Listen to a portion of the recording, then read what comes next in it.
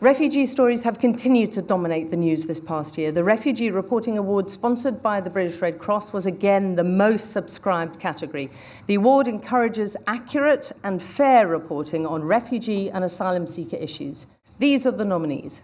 Between Borders, American Migration Crisis, The New York Times. We're riding in a decommissioned American school bus, quickly making our way out of San Pedro Sula, the Honduran city with one of the highest murder rates in the world. I'm sitting with Anthony, a 16-year-old migrant traveler, or who American immigration officials refer to as an unaccompanied minor. Our destination is the northern border with Guatemala, one step closer to Anthony's goal of eventually reaching the United States. Imagine being 16 years old, leaving home on your own, $8 in your pocket, and trying to make it all the way from Honduras to the United States, close to 2,000 miles. Calais Migrants, Life in the Jungle, The Guardian. No one is counting how many people live here, but most agree it's at least 3,000. People arrive every day, and each time we come back, the jungle feels more and more permanent. Conditions here are hard, but everywhere there are signs of a community striving to create something like a normal life. Cafes and food shops have opened. Spotting a demand for bicycles, a friend of Fadl's, who is a car mechanic in Sudan, has set up the camp's own bike and rental repair service. This shack, built out of pallets, will soon be a school. Salam, brother. And here will be teacher table. Here we'll put one blackboard. You have window here. And we try our best, you know. Thousands flee isolated Eritrea to escape life of conscription and poverty. Martina Stevis and Joe Parkinson for the Wall Street Journal. In Adi Harouche camp, a patchwork of concrete huts and muddy tracks in a mountainous region, more than 20 residents spoke of their hope to escape Eritrea's conscription and its economic and social breakdown. The camp is a staging ground for the trek to Europe, but refugees here have yet to confront the rigours of the journey ahead. Some who leave for Europe will never make it. The camp's mourning house is where people go to cry and pray for friends or relatives who perished on the journey. Binyam, the 16-year-old, said he arrived 6 months ago after fleeing poverty and forced conscription that had trapped his father for decades. Like many youngsters here, Binyam is unsure how he will pay for his journey and whether he will survive it. I heard people are dying, being tortured or enslaved. I heard some die in the desert or the sea, he said, but some arrive. I hope for that. Incredible stories, but as someone who's, definitely. As someone who's tried to get into Eritrea and failed, I just know how well Martina succeeded in doing that. Norman McKinley, the Executive Director of UK Operations at British Red Cross, will present the award.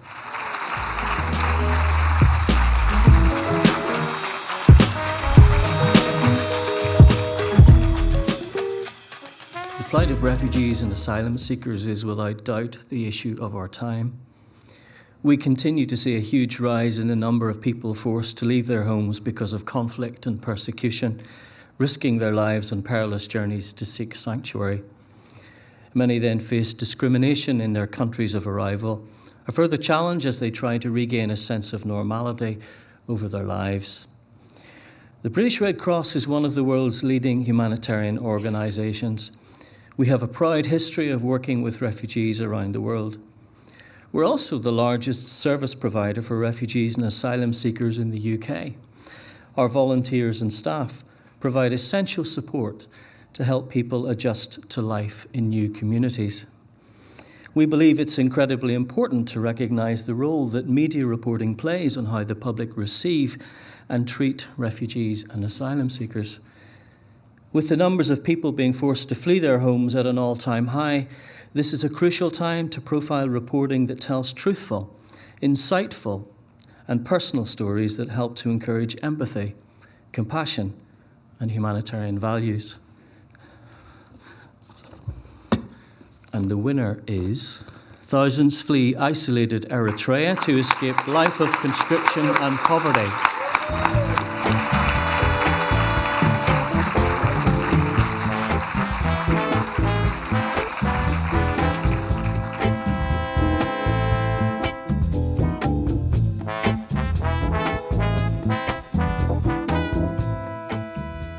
I'm hugely honored. We forget what an important thing it is to be recognized by our peers. So thank you very much for this award. In late 2013, I went to a small Italian island called Lampedusa to interview survivors of one of the worst shipwrecks on record. And I've met about 12 Eritrean refugees who all spoke of love of country and heartbreak of leaving it. And I thought they were very different to other refugees who fled what to us is visible atrocities. This is indeed the story of our times, and the main motivation for me and my colleagues to pursue this story and to invest a long time and a lot of money into pursuing it was that, unfortunately, if you're not getting visibly shot at and dying on the streets of your city, you are not deserving of asylum in Europe. And we all enter this disgusting exercise of measuring people's unhappiness and people's destroyed lives.